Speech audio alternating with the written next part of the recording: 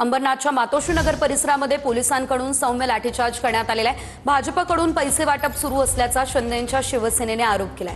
शिवसेनेच्या आरोपानंतर परिसरामध्ये काही काळ तणावाचं वातावरण राहिलं। कार्यकर्त्यांना पांगवण्यासाठी पोलिसांकडून सौम्य लाठीचार्ज करण्यात आला।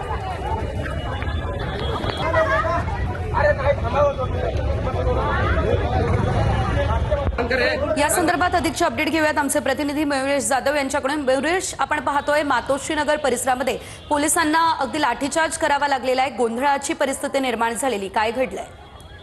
शेजल, नक्कीच आपण जर बघितलं अंबरनाथ शहरामध्ये 59 जागांसाठी निवडणुका पार पडत आहेत। मात्र अंबरनाथच्या पश्चिम भागातील मातोश्री नगर परिसरामध्ये भाजपकडून पैसे वाटण्याचा आरोप शिंदेंच्या शिवसेनेकडून केला आहे आणि त्यामुळे त्या ठिकाणी गोंधळ निर्माण झाला होता। मोठ्या प्रमाणात कार्यकर्ते जमा झाले होते, कारण की भाजप पैसे वाटत आहेत आणि असा आरोप शिंदेंच्या शिवसेनेकडून केला जात होता। आणि त्यानंतर मोठी गोंधळ त्या ठिकाणी निर्माण झाल्यानंतर त्या ठिकाणी पोलीस हे दाखल झालेत आणि सौम्य लाठीचार्ज करण्यात आला।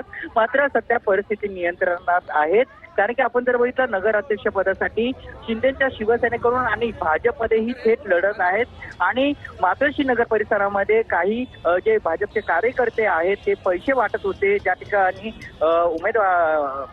मतदाराला असा आरोप शिंदेंच्या शिवसेनेकडून करण्यात आला होता। मात्र त्यासाठी त्या ठिकाणी मोठी गर्दी दोन्ही पक्षाच्या कार्यकर्त्यांची झाली होती आणि त्यामुळे पोलिसांनी त्यांना पांगवण्यासाठी त्या ठिकाणी सौम्य लाठीचार्ज करण्यात आला। सध्या घटनावर पोलीस दाखल आहेत, परिस्थिती नियंत्रणात आहे। निश्चितच धन्यवाद मयुरेश दिलेल्या अपडेटसाठी। महत्वाची बातमी, वाशिममध्ये प्रभाग 7 मधील ईव्हीएम एका तासापासून बंद असल्याचं कळतंय। वाशिममध्ये प्रभाग 7 मधले ईव्हीएम हे साधारणतः 1 तास उलटला तरी देखील बंदच आहे। आज मतदानाची प्रक्रिया पार पडतीये, मात्र त्यामध्ये आता वाशिममध्ये हा गोंधळ निर्माण झालेला आहे। प्रभाग 7 मधले ईव्हीएम 1 तास उलटला तरी देखील बंद आहे आणि त्यामुळे मतदारांच्या लांबच लांब रांगा या ठिकाणी लागलेल्या आहेत। या ठिकाणी मतदान प्रक्रिया सुरळीत करण्याचे काम जे आहे ते सुरू आहे, मात्र साधारणतः आता 1 तास उलटला तरी सुद्धा ईव्हीएम बंदच आहे।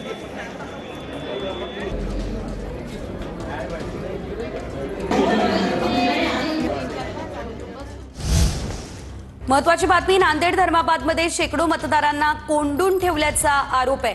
पैशांचा आमिष दाखवून सकाळपासून बोलावून घेतलं असा आरोप नागरिकांनी केलेला आहे। भाजपच्या पदाधिकाऱ्यांनी मंगल कार्यालयामध्ये बोलावून घेतलं असा आरोप नागरिकांनी केला। भाजपचे आमदार राजेश पवार यांचं छायाचित्र असलेल्या गाडीतून पदाधिकारी पळून गेले। काही पदाधिकाऱ्यांनी अक्षरशः भिंतीवरून उड्या देखील घेतल्या।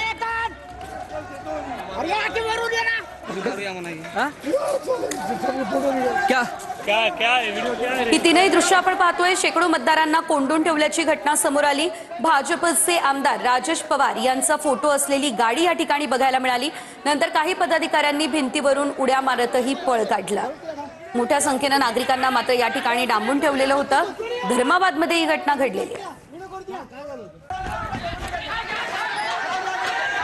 तर इनावी कन्व्हेन्शन या ठिकाणी या सर्व मतदारांना डांबून ठेवलेलं। आज सकाळपासून नांदेडच्या धर्माबादमध्ये नगरपालिका निवडणुकीच्या मतदानाला सुरुवात झाली। मात्र नांदेडच्या धर्माबादमध्ये जे एक धक्कादायक प्रकार समोर आला। नांदेड शहरातील इनामी मंगल कार्यालयात 500 ते 1000 लोकांना या ठिकाणी डांबून ठेवलं होतं आणि TV9 मराठीची टीम यानंतर पोहोचल्यानंतर या सगळ्या लोकांची जी सुटका करण्यात आली। आपण बघतो या ठिकाणी सगळे महिला पुरुष या ठिकाणी आपल्याला पाहायला मिळतात। खरं तर आम्ही जेव्हा आलो होतो तेव्हा हा संपूर्ण परिसर बंद होता आणि हा आपण गेट पाहतोय, या गेटवरून उडी मारून आम्ही मधात शिरलो आणि नंतर जेव्हा त्यांना कळालं की माध्यमाचे प्रतिनिधी आले त्यानंतर त्यांनी या ठिकाणी सुटका केलं चित्र आपल्याला पाहायला मिळतं। आपण बघतोय या गाडीवर जे आहे या लोकांचा प्रतिनिधी आक्षेप आपल्याला पाहायला मिळतो। या पद्धतीने गाडी या ठिकाणी आळताना पाहिलं, गाडीच्या मागे सुद्धा लोक पाठलाग करायला पाहायला मिळतात आणि ही आमदार राजेश पवार यांची गाडी असल्याचं आपल्याला ह्या प्रथमदृष्ट्या पाहायला मिळतं। अशा पद्धतीने ही गाडी सुद्धा या ठिकाणी काढून नेण्यात आली आहे। पैसे वाटले ते ना आतापर्यंत, आता देणार मला बरं काय करावं त्याला? तुम्ही किती वेळ मध्ये होते? किती वेळ तिथं मध्ये थांबले होते?